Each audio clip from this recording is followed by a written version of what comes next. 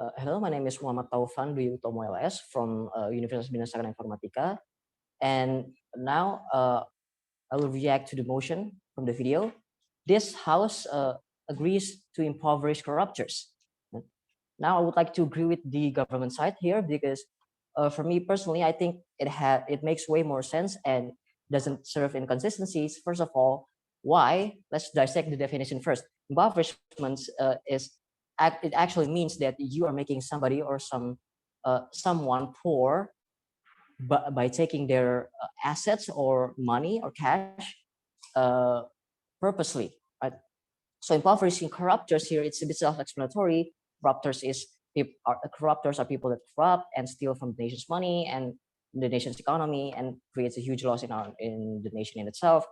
So what this means is that the implication for them, for the corruptors, is to impoverish these corruptors and make them poor.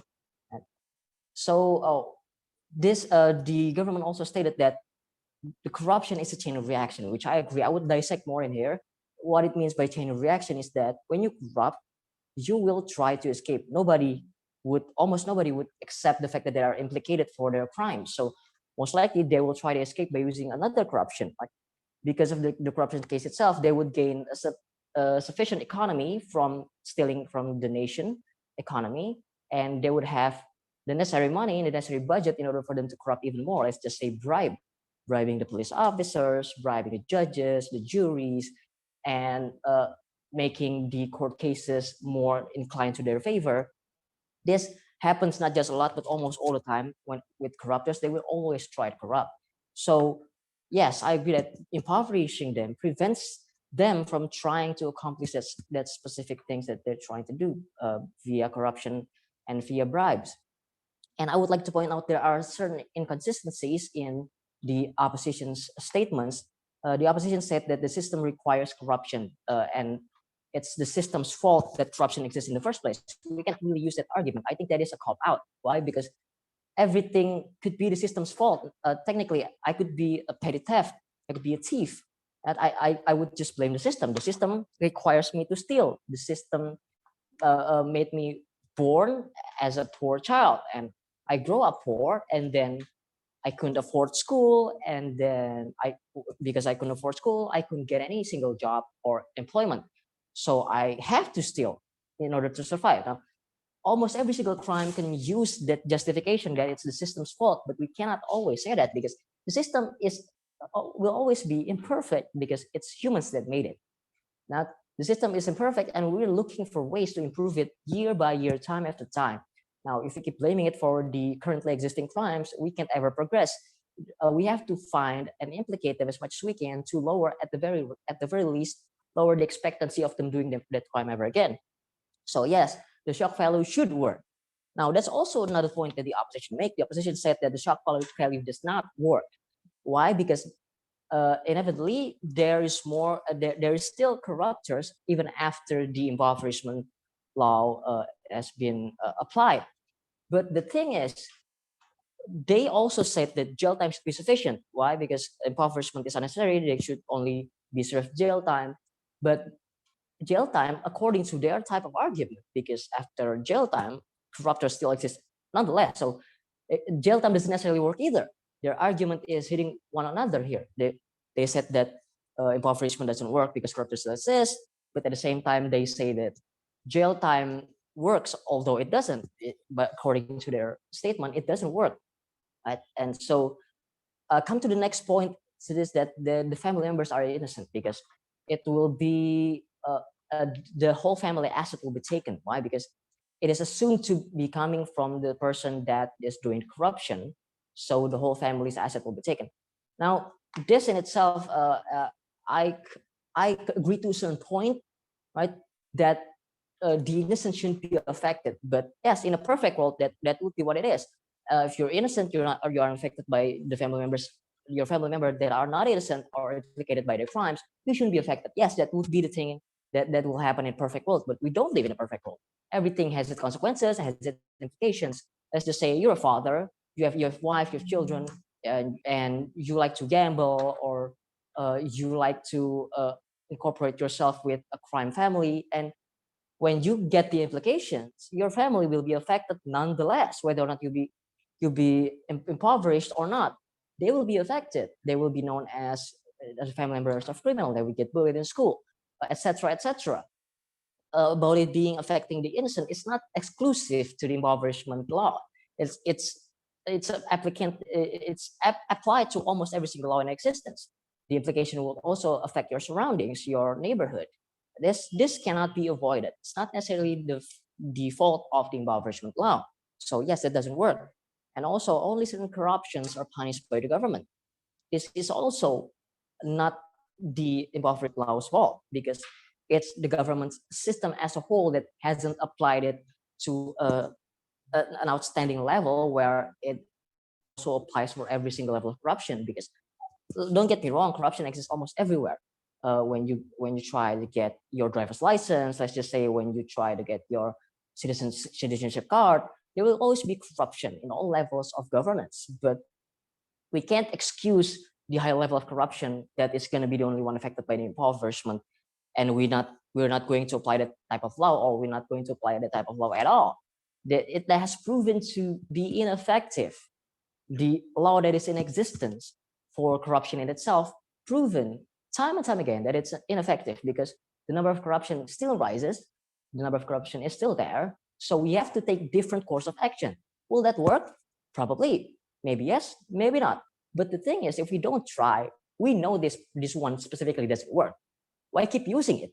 We should try to change things up, especially when it comes to corruptions, in which the ICW, the Corruption Watch, Indonesian Corruption Watch, has stated that we are in desperate need of impoverishment law, because it's clearly not working. We're still losing so much money to corruption from the early 2000s up until now in 2020. There's still major issues in our corruption side. And the opposition also said that the shock values doesn't work. I tend to differ, because there are some certain shock values that has proven to be working. Let's just say in our 60s up to the 90s era, where President Suharto lived and ruled on Indonesian grounds. When Suharto was president, I mean, I'm not going to say and here and justify everything that he did, but some specific things that he did is he applied shock value to street crimes. Okay, shock value to street crimes. It's breaking the basic human law, but still, my point being is that it works. The rate of street crimes at that specific time goes lower and lower, and it increases again back when it's no longer applied. That type of punishment is no longer applied. It goes back to its peak. Not now. Every single street crime is also now in existence again. Okay, and also I would like to point out that the budgets that we lost is way more than the budget that we have earned from every single corruption that exists in Indonesia. Even from 2017, we're still lacking so many numbers to return to our economic budget that we need more. Not necessarily a surplus even. The opposition said that we don't need that type of surplus, but we're not even surplusing. We're not even having a break-even point. It's not even break-even yet. The amounts of money that are stolen from our nation is still significantly more than the amount of money we get from the perpetrators. So no, there's no such thing as the surplus. So I don't know where the opposition get that from. And then the opposition said that, oh, the perpetrators will be a burden of society because they will have no money, they will have no work. Well, that applies to every single crime perpetrators now, isn't it? It applies to thief. It applies to people who assaulted other people. It applies to murder. It's applied everywhere. So whatever crime you do, whether it be corruption or not, you will get the societal justice system. You won't be able to get a work. You won't be able to get a job. You won't be able to get yourself a proper education, and then you're probably a burden in society. You didn't apply jail time. After you go out from jail, you think for some random company would accept you, someone who just came out from jail? No, you will still be a burden of society whether or not you're impoverished. So why does the corruptors are exclusive to this effect that they should not be affected by this? They should. They will become a burden. Yes, isn't that how the jail time works? The kind of law that the opposition itself supported so very much in their argument also creates that type of effect. So I don't know what they're talking about when it comes to being the burden of the government. And that's all from me. The second speaker will continue after me and continue the argument. Thank you. Okay. My name is Muhammad Rinaldi, also as the second speaker for the government team. I would like to remind you about the motion. The motion is about this house would impoverish corruptors. Well, and I agree with that. I highly agree with the motion. The opposition team says that it is not effective.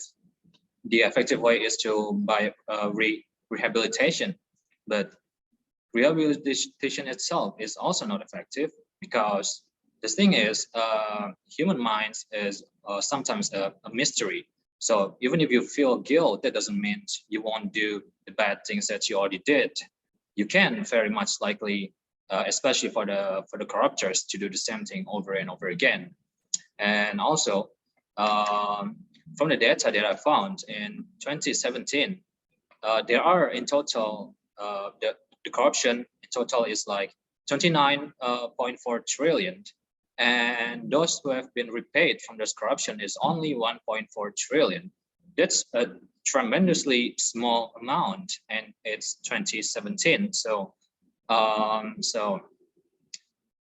impoverishment is to give an awareness, is to give a hike and shocking and effective awareness to the people that surround the corruptors themselves, that to the people from the lower society that does the same thing. So the opposition team said something that impoverishment is only for the big case of corruption, but if we impoverish corruptors from the big case first, that doesn't mean there would be no effect at all to those who are lower from those big case, like small case. That doesn't mean the small case of the corruption doesn't have any effect at all. It does affect them, and they would be more careful at doing anything, any shady transaction, etc., that involving corruptions. And also, although you can find corruptions anywhere, everywhere, that doesn't mean we can't solve them. We can solve them, although it's not instant, obviously. So we can only slowing down. We can only slow or lower the corruption numbers. And the effective way to do it is by impoverishment.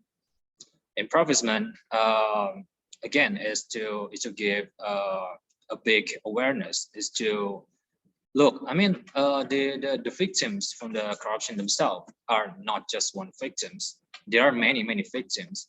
And if we believe that all humans have the same rights, that means we need to pay attention to those who are on the lower class, not just on the high class, of those who get affected by that.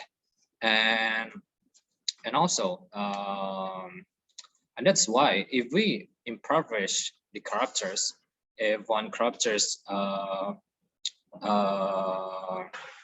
be impoverished of all their property, of their money, they would be give a tremendous detrimental effect, because it is what they deserve. It is what they deserve to repay all of the victims that they have below.